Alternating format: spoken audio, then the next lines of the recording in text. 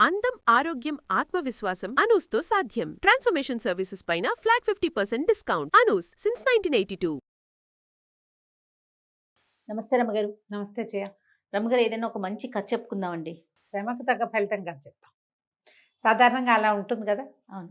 ఏదైనా సరే మనం ఇంత శ్రమ పడితే దానికి తగిన ఫలితం లభించాలి. అది మనం ఎక్స్పెక్ట్ చేయొచ్చా రమ్మగారు? చెయ్యొచ్చు. ఎంతసేపు ఫలితాన్ని ఆశించే పని చేయకూడదు. ఎస్, మన పని మనం మనం చేసుకుంటూ పని పోవాలి. మనం చెయ్యాలి. బాగా పనిచేసేవాడికి దానికి తగిన ఫలితం ప్రకృతి ఇచ్చేస్తుంది. వాడికి ఇవాళ కాకపోతే రేపొద్దున ఇస్తుంది. ఓకే. నీ పని ఎక్కడికి పోదు. వృధాశ్రమగా ఒక్కొక్కసారి అనిపించవచ్చు, కానీ దీని తాలూకు ఎఫెక్టు ఇవాళ కాకపోతే కాలాంతరంలో అయినా గ్యారంటీగా మనకి భగవంతుడు ఇచ్చేస్తాడు. రైట్. అది జరుగుతుంది. పూర్వమట ఓ పల్లెటూరులో కోటయ్య గారిని ఒక భూస్వామి ఉండేవాడు. ఈయనకి మంచి ఇల్లు, వాకిలి, దొడ్డి, తోట అన్నీ ఉన్నాయి. పొలాలు కూడా ఉన్నాయి. పూర్వం నుంచి వచ్చిన కమతగాళ్ళంతా ఊర్లో వదిలి వెళ్ళిపోయారట. నేనేం చేశాడు, ఒక ఇద్దరు కుర్రాళ్ళని పై ఊర్లలో ఎక్కడి నుంచో పనుల కోసం తిరుగుతున్న వాళ్ళని ఒకళ్ళ వెనకాల ఒకళ్ళని ఇద్దరిని కుదుర్చుకున్నారు. సోమన్న, సూరయ్య ఇద్దరు వచ్చారు. పాతకాలపు పేర్లు ఇవే ఉంటాయి కదా. అవునవును. సరే, వీళ్ళకి ఈ కోటయ్య గారికి ఈ బోళ్ళంత పొలం, ఎడ్లు, అరకలు ఉన్నాయి. ఈ పాలేళ్లుగా చేరిన కుర్రాళ్ళిద్దరు వాళ్ళ జాతి వాళ్ళే, వాళ్ళేం వేరే కులాల వాళ్ళు కాదు. వాళ్ళలోనే ఎక్కడ గడవక ఉన్న మగపిల్లల్ని, కొంచెం బలమైన మగపిల్లల్ని ఇద్దరిని సెలెక్ట్ చేసుకున్నాడు. సోమన్న, సూరయ్య ఇద్దరు కలిసి పొలానికి వెళ్ళేవాళ్ళు. ఈమె అరకట్టి నాగలి పట్టుకుని వెళ్ళి ఎడ్లను కట్టి దున్నుకొచ్చేవాళ్ళు. ఈ సోమన్న మంచి పనిమంతుడు. వాడికి వ్యవసాయం మీద ఆసక్తి బాగా. పని చేసుకోవాలంతే. అదే. కొంచెం మితభాష కూడా. వాడి దారిని వాడు అరకథ కట్టుకుని దున్నుకుంటూ పోయేవాడు. ఈ పొలం అంతా చదును చేయటం, ఆ వ్యవహారం అంతా చక్కగా చేసేవాడు. ఈ సూరయ్య బేసిక్ బద్ధకస్తుడు. రెండో వాడు పని చేస్తున్నాడుగా, కాసేపు ఏదో దున్ని కాళ్ళు ఆగుతున్నాయి పోరా అని వెళ్ళి పడుకునేవాడు. ఈ సోమన్న మాత్రం పడుకునేవాడు కాదు. పొద్దునుంచి పొద్దుదాకా పని చెయ్యాలి అని చెప్పి పొద్దున్నే ఇంటి దగ్గర, అయ్యగారింటి దగ్గర కోటయ్య గారింట్లో అన్నాలు తినేసి వచ్చేవాళ్ళు. అక్కడికి మధ్యాహ్నం 2:30-3 గంటలు బాగా పొద్దు పైకి ఎక్కేదాకా దున్నుకొని పని చేసుకునేవాళ్ళు. మధ్యాహ్నం తినడానికి కూడా చెరుకో ముద్ద ఏదో కట్టించేవాళ్ళు. వీడు ఇక్కడ రాగానే ఒక అరగంట పనిచేసి ఆ రెండో ముద్ద కూడా తినేసి పడుకునేవాడు సూరయ్య. సోమన్న మాత్రం పనిచేసేవాడు. సాయంకాలం ఇంటికి వెళ్ళేటప్పుడు ఏం చేసేవాళ్ళు, 2 గొడ్లని తోలుకెళ్ళేవాళ్ళు కదా, ఎడ్లని. సోమన్న ఏమనుకునేవాడంటే, ఇంత అలసిపోయి ఉన్నాయి గొడ్లు, ఇంటి దాకా వెళ్ళటం ఎందుకని వాటిని చెరువులో దింపి శుభ్రంగా కడిగేసి తను కూడా చొక్కా విప్పి అక్కడ పెట్టి ఒంటి మీద పడిన బురద మరకలు, మరి బురదలో కదా అరకలు దున్నటం అంటే పొడిమట్టి కాదు కదా, కొంచెం బురదగా ఉంటుంది. శుభ్రంగా స్నానం చేసేసి మొహం కడుక్కుని చక్కగా నీట్గా చేతులు అవి తుడిచేసుకుని గట్టెక్కి ఎడ్లను తోలుకొచ్చేవాడు. ఈ రెండో వాడు ఉన్నాడు కదా బద్ధకస్తుడు, ఈ సూరయ్య అనేవాడు. వాడికి ఏం పని లేదు.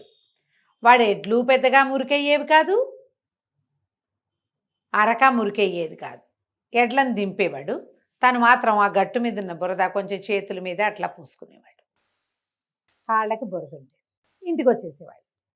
కోటయ్య గారు దూరం నుంచి చూసి చకచక యాక్టివ్గా ఎడ్లను తోలుకుని శుభ్రంగా వస్తున్న సోమన్నను చూసి, వీడేం పెద్ద పని పాట చేసినట్లేడు, పని చేసిన వాడు భుజాలు వెళ్ళాడేసుకుని రావద్దా, అసలు పొద్దు నుంచి పని చేశాడు, వీడు ఇంత స్పీడ్గా వస్తున్నాడు. వాడు ఏం చేసేవాడు, చెరులో దిగేసి శుభ్రంగా ఎడ్లని కాసేపు నీటిలో ఉంచితే అవి హాయిగా నీళ్ళు రిలాక్స్ అయిపోయేవి. అవి చెంగమని వచ్చేసేవి. ఇతను కూడా నీటి దగ్గర దిగి మంచినీళ్ళు తాగి నీళ్ళలో దిగి మెడలోతు దిగి నీళ్ళు స్నానం చేస్తే యాక్టివ్గా అవడు మరి అయిపోయేవాడు. ఈ రెండో వాడు ఎడ్లేమో పని అలవాట్లేదు, తాపీగా నడుచుకుంటూ వచ్చేవి, పనేం చేయలే అవి. తర్వాత ఏమో వీడి ఒంటి మీద ఏమో బురద ఉండేది. వాడు కాళ్ళు ఈడ్చుకుంటూ చాలా కష్టపడ్డాను అన్న సినిమా ఇచ్చేవాడు. సినిమాలే ఇస్తారు, పని చేయని వాళ్ళంతా సినిమాలే ఇస్తారు. ఈయన దూరం నుంచి చూసి అయ్య బాబు వీడు బాగా పనిచేశాడని అన్నాలు పెట్టించేవాడు. ఈ సూరయ్యకి ఇంకొక ముద్ద ఎక్కువ. అసలు చేసేవాడు వీడు. చేసేవాడికి సామాన్యంగా పెట్టించి రెండో వాడికి ఎక్కువ పెట్టించేవాడు. వాడు మాట్లాడేవాడు కదా, వీడు శుభ్రంగా తినేసేవాడు. అబ్బాయి మితభాష కదా, సోమన్న అన్నవాడు మితభాషి. పెట్టింది తిని ఊరుకునేవాడు. పొద్దున సుష్టుగానే పెట్టేది అమ్మగారు, సాయంకాలం అయ్యగారి దగ్గరుండి పెట్టించేవాడు. అక్కడి నుంచి ఈ పెరిగేసుకోబోయి ఇవ మామిడి పండు మొక్కేసుకోబోయి అని ఈ పనికి మాలిన వాడికి బాగా పెట్టించేవాడు. 10 రోజులు 15 రోజులు 20 రోజులు గడిచినాయి. ఈ కోటయ్య గారికి ఒక కూతురు ఉండేది, పిల్ల కమల దాని పేరు. పిల్ల మంచి తెలివి గలది. అది ఏమనిపించేది, వాడికి వీడికి తిండిలో ఏదో తేడా ఉంది. ఈ మగపిల్లలిద్దరు, ఈ కూర్చొని కుర్రాళ్ళిద్దరికి తక్కువ తిండి వాడు ఆవురావురమంటున్నట్టు ఉండేవాడు. వీళ్ళిద్దరూ కలిసి వెళ్ళారు, దగ్గర వయసు వాళ్ళు. ఇద్దరు ఒకే పని చేసి వచ్చారు. ఒకడు ఎక్కసంగా తింటున్నాడు, ఒకడికి చాలటం లేదు. వీడికి ఎందుకు చాలటం లేదు, వాడు ఎందుకు ఎక్కసవుతుంది, వాడు 3 పూట్లా తినేసరికల్లా పని లేదుగా. వాడు కడుపులో నొప్పిగా ఉంది, మర్నాడు బతకిచ్చేవాడు, మందకొడిగా ఉండేవాడు, యాక్టివ్గాను ఉండేవాడు. అన్నం చాలలేదు వీడికి, ఈ సూరన్నగా అనిపించేది. ఒకనాడు ఏమనుకుంది, ఏదో చూడాలని వాళ్ళు పొలానికి వెళ్ళి పనిచేస్తున్నప్పుడు పక్కింటి స్నేహితురాలతోటి ముళ్ళగో 2 పువ్వులు కోసుకుందాం పద, చేలల్లో ఉన్నాయని ఇద్దరు పోయారు ఆడపిల్లలు. చూసేసరికల్లా ఏముంది, వీడేమో శుభ్రంగా సాగోరి మంచం చెట్టు కింద పడుకుని ఉన్నాడు. వాడి దారిని వాడు చేస్తున్నాడు. మధ్య మధ్యలో వాడే ఆ ఎద్దుల్ని కూడా వీడే అదిలిస్తున్నాడు. ఓహో, అతను చేయాల్సింది కూడా ఇతనే చేస్తా ఉన్నాడు. ఇంటికి వెళ్ళిపోయింది. అమ్మా ఇదేదో జరుగుతోంది అని.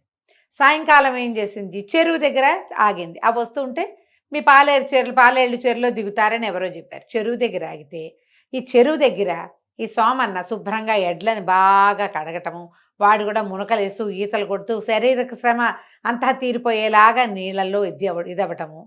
ఈ రెండో వాడు గట్టు మించి బుర్ర తీసి మొహానికి చేతులకి పూసుకోవడం చూసేసింది.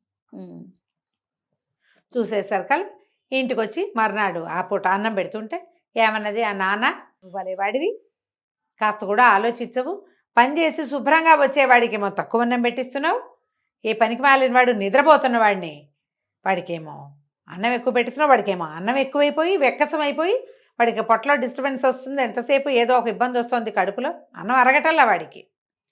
ఆ అన్నం అరిగి బాగా వంట పట్టాల్సిన వాడికేమో నువ్వు అన్నమే పెట్టించట్లేదు, నీ పనులు ఏమీ బాగుండలేదు నాన్న అని తండ్రికి చెప్పింది. ఆయన ఆశ్చర్యపోయాడు. ఆశ్చర్యపోయి ఇప్పుడు సోమన్నని అడగాలి. అడగకుండా ఈ సూరయ్యని పిలిచి, ఏమిట్రా సూరయ్య నువ్వేం పని చేయట్లేదండి మా అమ్మాయి, సోమన్నే నీ బదులు వాడి బదులు కూడా పనిచేస్తున్నట్ట, ఏమిట్రా నీ సంగతి అని అడిగాడు. వీడు వెంటనే తిరుక్కొని, చెప్పకేం చేస్తుందండి, మీ అమ్మాయి రోజు పొలానికి వచ్చి సోమన్న గారితో ఏకైకలు పక్కపక్కలు నేను చూసేశాను, నేను చెప్తానని ఇలా తిరిగిందన్నాడు. అయ్యయ్యో, ఆనంగానే ఒళ్ళు మండిపోయింది ఆయనకి. ఆలోచించలా ఇంకా. ఆ సోమన ఆనందిని లేచి చేతులు కడుకుంటున్న వాడిని ఏడాపెడా కొట్టేశాడు ఈయన. బుద్ధి కలిగి ఉండాలి, నువ్వు పిచ్చి పిచ్చి వేషాలు వేసావా, మా ఇంట్లో పని చేయడానికి వచ్చావా, పిచ్చి వేషాలు వేయడానికి వచ్చాంటే వాడు ఏం పిచ్చి వేషం వేశాడో వాడికి తెలియదు. దెబ్బలు తిన్నాడు మాట్లాడకుండా, ఏదో కొడుతున్నాడు యజమాని. ఈ కూతుర్ని కాళ్ళు విరకొడతాను నువ్వు ఇంటి నుంచి బయట అడుగు పెట్టావంటే, ఏమిటి వాడితో సరసాలాడడానికి వెళ్తున్నావా నువ్వు అన్నాడు. పిల్ల నిర్ఘాంతపోయింది. నేను సరసాలాడని ఎవరు చెప్పారు నాన్న, ఎవరు చెప్పడం ఏంటి, చూసిన వాళ్ళే చెప్పారు అనగానే ఈ పిల్లకి అర్థమైంది. ఓహో, తర్వాత అనిపించింది, అవును నేను వీడితో ఎందుకు సరసమాడకూడదు, వీడు చాలా బుద్ధిమంతుడు. చూస్తే బాగా చూసింది. అప్పటిదాకా అమ్మాయి దృష్టి లేదు, పనికుర్రాళ్ళు అనుకుంటుంది. వాడు చక్కగా ఒడ్డు పొడుగు తెల్లగా కోస్త గోధుమ రంగులో ఎండకి కాలిపోయిన చర్మంగా ఉంటుంది, నెత్తి నిండా జుట్టు, తలకాయ అటు ఇటు తిప్పి చూడ్డు, వాడి పందప కండలు తిరిగి ఉన్నాడు. వీడు బాగున్నాడు. ఇక వీడి మీద దృష్టి పెట్టడం మొదలుపెట్టింది పిల్ల. అయిందా, 2 రోజులు గడిచినాయి. గడిచేసరికల్లా వాడికి భోజనాలు అయిపోయి వెళ్ళిపోగానే ఈ పిల్ల ఏం చేస్తుంది, ఓ ఇంత పెరుగన్నం మీగడ పెరిగేసి అన్నం కలిపి పట్టుకెళ్ళి ఆ సోమన్నకి పెట్టడం మొదలుపెట్టి, మా నాన్నకు తెలియదురే, నా కోసం దెబ్బలు తిన్నావు, హాయిగా ఇది తిను, ఇంట్లో పండు ఫలం ఉంటే వాడికి అప్పచెప్తుంది, పళ్ళు పట్టుకెళ్తుంది, స్వీట్లు హాట్లో పట్టుకెళ్ళి ఇస్తుంది. అయితే తల్లి చూసింది, ఏమిటే వాడి వెనకాల తిరుగుతున్నాడు అంటే, ఎందుకు తిరక్కేమమ్మా, ఏమైంది, నేను ఏదో సరసాలు ఆడానంటున్నాడు నాన్న, అదేదో ఆడితేనే సరిపోతుంది, చూడు లక్షణంగా లేడు, ఇంతకంటే మంచి సంబంధం తెస్తావా నువ్వు, నాకు వీడే నచ్చాడని. ఈవిడ తెల్లబోయింది, ఇదేమిటి ఇట్లా తిరుక్కుంది అంటే కూతురు చెప్పింది, అసలు సూరన్న పనే చేయడు వాడు, ఆ సూరయ్య పని చేయడు, వాడు పడుకుంటున్నాడు, పనంతా ఇతనే చేస్తాడు. వీళ్ళు వచ్చాక మనకి తోటలు దొడ్లు శుభ్రపడ్డాయి, ఆవులు పాలు ఎక్కువ ఇస్తున్నాయి, ఇన్ని పనులు చేస్తాడు, మొత్తం పని అంతా ఒకడే చేస్తున్నాడు. ఇంటి దగ్గర పని చేసినప్పుడే నీకు ఈ సూరయ్య అనేవాడు కాస్త పని చేస్తూ కనపడతాడు, పొలం వెళ్ళాక వాడు ఏమీ పని చేయట్లా, అంత బుద్ధిగా పని చేసుకునేవాడిని ప్రేమించకేమి అనేసరికి ఈవిడ కూడా ఆలోచించడం వల్ల, నిజమే మనవాళ్లే అక్కడి నుంచి భర్తని కేకలేసింది. మీరు మీ ధోరణి పిల్ల కాళ్ళు వేరు కొడతానన్నావు, నువ్వు ఇంట్లో కూర్చుని ఉంటున్నావు, పని వాళ్ళని పెట్టుకున్నానని పొలం వెళ్ళి చూసిరా, అప్పుడు నీకు తెలుస్తుంది. సరే పొలం వెళ్ళి వెళ్తే ఆయన కనపడింది.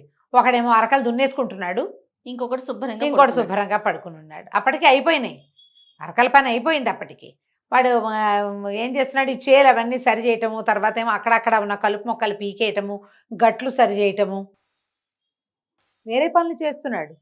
వీడేమో పడుకుని ఉన్నాడు. ఉమ్. ఆయన అడిగాడు, ఏమో ఈ సోమన్న పని ఎట్లా జరుగుతుందంటే బాగుందండి. సూరయ్య ఏం పని చేస్తే వాడేం పని చేస్తాడండి, వాడు పని చేసేది ఎప్పుడూ లేదండి. అదేమిటో మరి చెప్పలేదు అన్నాడు. మీరు అడగలేదు కదండి అన్నాడు. అడగకపోతే చెప్పడు. మితభాషి. నా పని నేను చేసుకున్నాను, నమ్మి పంపించారు, పొలం పని అవ్వాలి, వాడు పడుకుంటే పడుకున్నాడు, నా పని నేను చేశానండి అనేసరికల్లా సరే సరే అని అనుకుని ఈయన ఇంటికి వచ్చేసాడు. ఇంటికి వచ్చాక భార్య అన్నది, పిల్లకి చాలా మనసుగా ఉంది ఆ సోమన్న మీద, బుద్ధిమంతుడు, ఉమ్. ఇప్పటికి ఏడాది అయినా కూడా తన తోటి వాడు పని చేయకుండా తన మీద పని దోసేస్తున్నాడని కూడా మాట్లాడలేదు. ఇంతకంటే మంచి పిల్లాడు ఎక్కడ దొరుకుతాడండి మనకి, పిల్లని బయట ఊళ్ళకి ఇవ్వలేము, ఉమ్. శుభ్రంగా మన జాతి వాడు పెళ్లి చేసి ఇంట్లో పెట్టుకుందాం అనేసరికి సరే అనుకున్నాడు. సాయంకాలం ఇద్దరు కలిసి వచ్చారు. వచ్చాక ఈ కోటయ్య గారు అన్నాడు, ఏరా సూరయ్య, సోమన్నకి నెత్తికి ఒంటికి నూనె పెట్టి బాగా నలుగు పెట్టి స్నానం చేయించరా అన్నాడు. నేను ఎందుకు చేయాలండి అన్నాడు. పని చేస్తావా చితకొట్టమన్నావా అని అడిగాడు ఆయన. చెప్పిన పని చేస్తావా చితదన్నమన్నావా అనగానే సరేననుకుని ఏం చేశాడు, వాళ్ళు నూనె సున్నిపిండి ఇస్తే ఈ సోమన్నకి నెత్తికి నూనె పెట్టి వీపు గీపు బాగా తోమి ఒళ్ళు నలుగు పెట్టి బావి దగ్గర కూర్చోబెట్టి వేడి నీళ్ళు పెట్టారు, వేడి నీళ్ళు స్నానం చేయించారు. రెండోవాడు సహాయం చేస్తారు కదా స్నానాలకి, పల్లెటూళ్ళు అవి కనపడతాయి కదా. సరే భోజనానికి వెళ్ళాక నాతో పాటు వీడికి కూడా విస్తరయ్యి అని చెప్పి తన పక్కన సోమన్నని కూర్చోబెట్టుకున్నాడు. సూరయ్యకి ఎదురుగుండా విస్తరేసి కూర్చోబెట్టారు. అన్ని వెండి గిన్నెలతోటి పెడతారు కోటయ్య గారికి భోజనం. ఉహుం. ఈసారి సోమన్న దగ్గర కూడా పెట్టారు. ఉమ్. మాట్లాడలా, తింటున్నాడు. సూరయ్యకి మాత్రం ఆకులో వడ్డించారు. వాడు చూస్తున్నాడు, వీటి చుట్టూ గిన్నెలుండే నాకు లేవు అని. గిన్నెలో మీగడ తెచ్చిపెట్టారు, ఓ గిన్నెలో వెన్న తెచ్చిపెట్టారు. తిన్నాడు. తిన్నాక అడిగాడు, అయ్యగారు ఏంటంటే ఇంత తేడాగా చూపిస్తున్నారు, ఎప్పుడూ లేనిది. ఎప్పుడూ లేకపోవటం ఏమిట్రా, వీడు మా ఇంటల్లుడు, కాబోయే ఇంటల్లుడు, నువ్వేమో కమతగాడివి, ఉంటానంటే ఉండు లేకపోతే వెళ్ళిపో, ఉమ్.